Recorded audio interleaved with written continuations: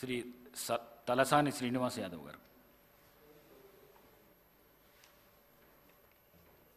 అధ్యక్ష, మీకు ప్రత్యేకించి ధన్యవాదాలు అధ్యక్ష. గౌరవ ముఖ్యమంత్రి గారు ప్రవేశపెట్టినటువంటి తీర్మానాన్ని బలపరుస్తూ గౌరవ సోదరిమణి లాస్య నందిత గారు మరణించడం అనేది చాలా బాధాకరమైనటువంటి అంశం అధ్యక్ష.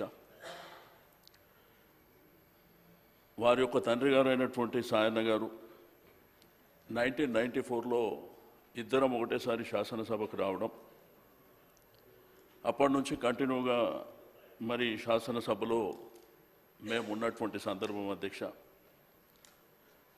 వారు మృదు స్వభావి. సాయన్న గారి జీవితం ఎట్లుందంటే అధ్యక్ష, కంటోన్మెంట్ అంటే సాయన్న, సాయన్న అంటే కంటోన్మెంట్ అనే విధంగా ఆ నియోజకవర్గానికి ఎనలేని సేవలు చేసి, వారి ఆరోగ్యం బాగలేకపోయినా కానీ, వారికి నడవనీక రాకపోయినా కానీ ఆ తపన, ఆవేదన, బాధ ఎప్పుడు ఆ ప్రజల మధ్యలో ఉండాలనేటువంటిది. అయితే అక్కడ ఉన్నటువంటి అనేకమైనటువంటి సమస్యల విషయంలో కూడా నిరంతరంగా పాటుపడుతున్నటువంటి వ్యక్తి అధ్యక్ష. బట్ విధిరాత మనం చేసేది ఏమి ఉండదు కాబట్టి వారు మరణించడం, మరి తద్వారా వాళ్ళ అమ్మాయికి రాజకీయంలో ఇంట్రెస్ట్. వారికి ముగ్గురు కూతుర్లు అధ్యక్ష, అబ్బాయిలు లేరు, ముగ్గురు కూతుర్లే.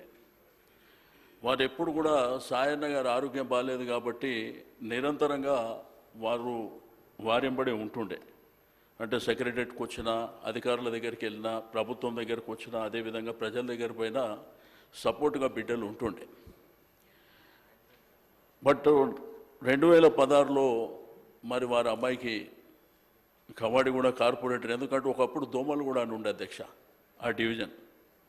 ఆ రోజుల్లో హైదరాబాద్ సిటీలో మరి జంటగా ముఠా గోపాల్ గారు, సాయన్న గారు ఒకటే స్కూటర్ మీద ఇద్దరు తిరుగుతుండే అధ్యక్ష.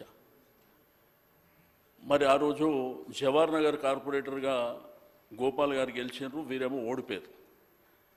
దాని తర్వాత ఆ డివిజన్ పేరే కవాడిగూడ అని పెడితే, నేను ఓడిపోయిన ప్రాంతంలో నా డాక్టర్ గెలవాలని మరి ఇప్పుడే కేటీఆర్ గారు చెప్పినట్టు కేసీఆర్ గారిని అడగడం, టికెట్ ఇవ్వడం, ఆ తర్వాత వారు గెలవడం, ఇవన్నీ జరిగినాయి అధ్యక్ష.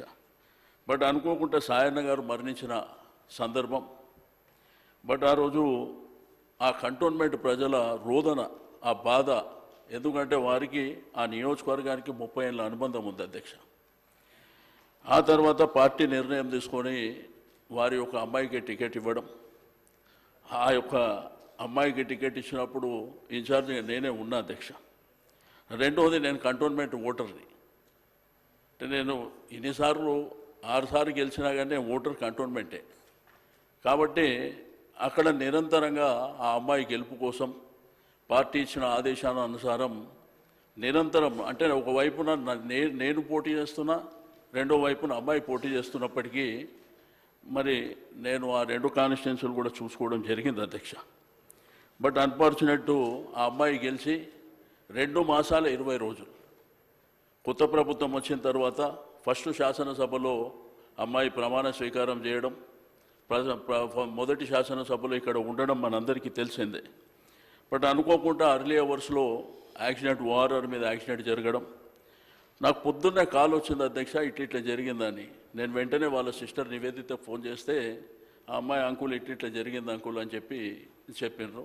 వెంటనే హరీష్ రావు గారు ఆ సంగారెడ్డి హాస్పిటల్కు వెళ్ళి అవన్నీ కార్యక్రమాల దగ్గర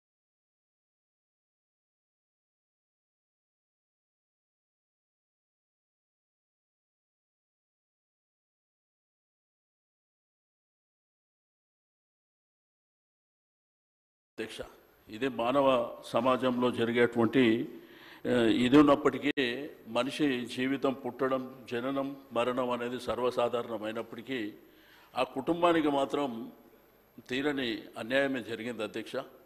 ఎందుకంటే తండ్రిని కోల్పోయినటువంటి 1 సంవత్సరం కాకముందే అమ్మాయి ఎంతో భవిష్యత్తు ఉన్నటువంటి అమ్మాయి, ప్రజా జీవితం, వాళ్ళ కుటుంబమే ప్రజలకు అంకితమైనటువంటి కుటుంబం అధ్యక్ష.